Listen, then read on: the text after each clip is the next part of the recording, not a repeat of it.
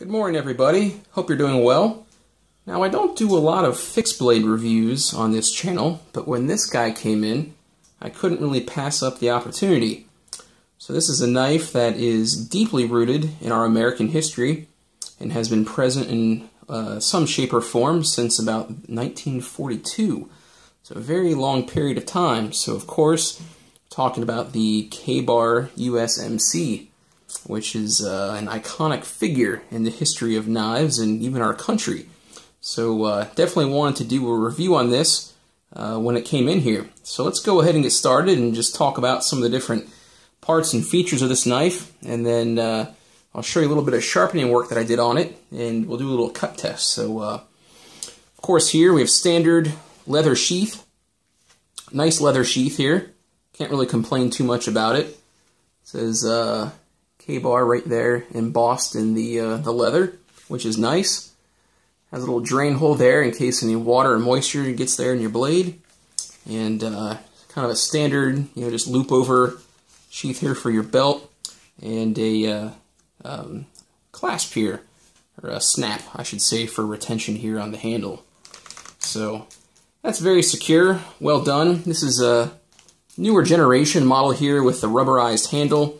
These used to have a stacked leather handle for a long period of time, and I believe you can still get them with the leather handle, but, just kind of modernize the knife a little bit. You don't have to worry as much about these handles getting wet or swelling, and overall I think this would be a little bit more durable and a little better in hand overall. So let's go ahead and take a look at this beautiful blade here, guys. So what we have here is about 7 inches of pure steel.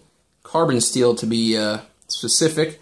So we got a 1095 steel, which they're using on these guys, which is entirely adequate and well-purposed for the roll and design of this knife. You can see here the stock is pretty thick on these guys. I would say it's maybe about 3/8, not 3/8.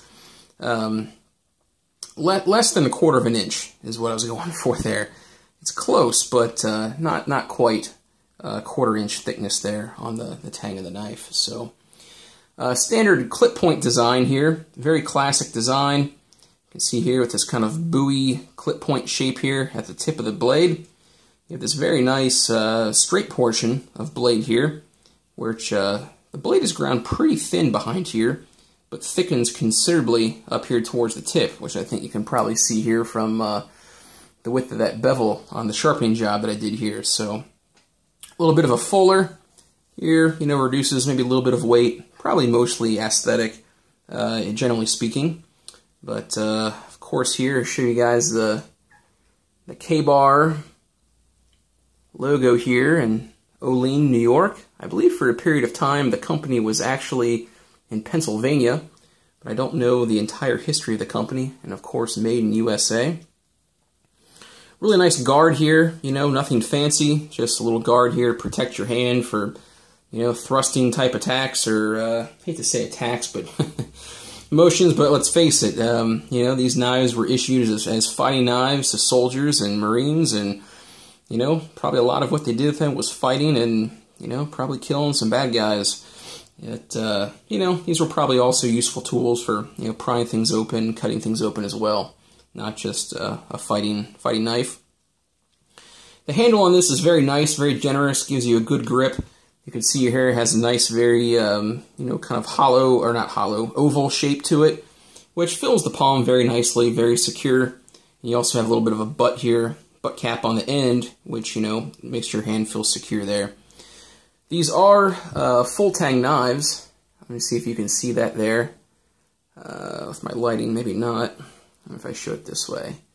But these are full tang knives. You can see the end of it right there, and they basically pin the tang into this butt cap here to give you a very secure handle there on your knife. So, yeah, really great knife. Like I said, couldn't miss the opportunity to show one of these to you guys. This came in for a sharpening job. It was not a brand new knife. It was definitely used some, but in good condition. But the particular customer wanted a mirror polish on this guy, so a mirror polish is what he got. Let me bring it in a little closer here for you guys to see. If I can get my camera to focus. There we go. But 1095 and other carbon steels take a very nice polish to the edge.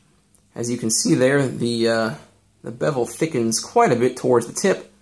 But when I sharpen knives like these, I sharpen them at a consistent angle from base to tip.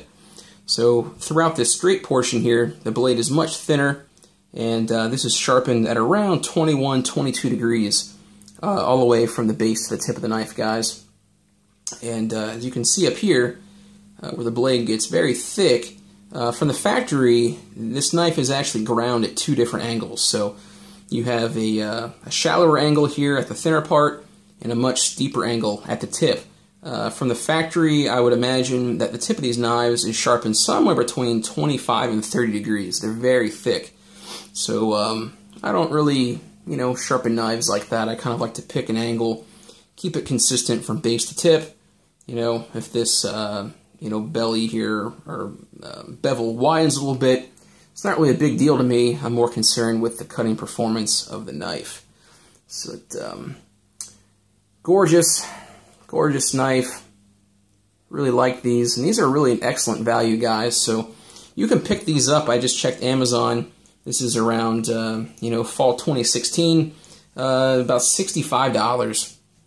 You get a brand new K-bar, shipped to your door, and this is a knife that will last you a lifetime. I mean, you're not going to break this thing. It's good, stout, thick carbon steel. This would be a good camping knife. Probably you could put it into like a survival type role if you wanted to. Really just, part of your collection. It's, like I said, an iconic American blade that, probably every proud American should own one of these. And, God forbid anything crazy happens, this would be a good knife to have on your side if you need to rely on something. So, let me go ahead and do a cut test here, guys. Last time I did a couple videos, there were a couple comments posted that you guys were sad I didn't do a cut test. So I don't want to disappoint you guys. Let me just show you the edge here that resulted. There you go. How about that, huh? That's a pretty thick knife, guys. I don't know if you can hear that. That's pretty darn sharp.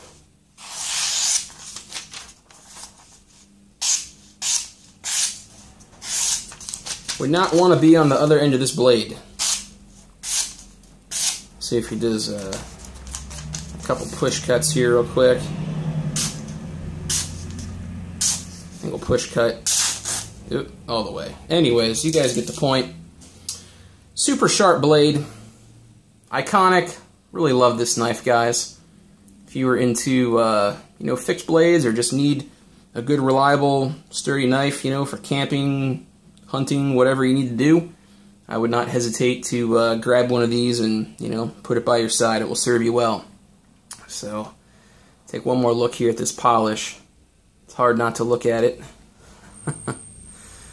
But these are always kind of fun to do. Take a bit of work, but they're fun to do. So, alright guys, hope you enjoyed the video.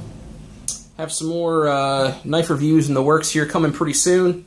Sharpening work has been picking up again now that fall is coming upon us. I think more people are spending time inside, but down here in Louisiana, we are still sweating it. So we're middle of October, and I think today we're about 88 degrees. So hopefully winter is around the corner. I'm looking forward to it. So thanks, guys. As always, please subscribe if you enjoy my channel. Please comment below if you guys have anything to add. Always like to talk to you guys about the comments. Catch you guys soon. Hope you're doing well. Thanks.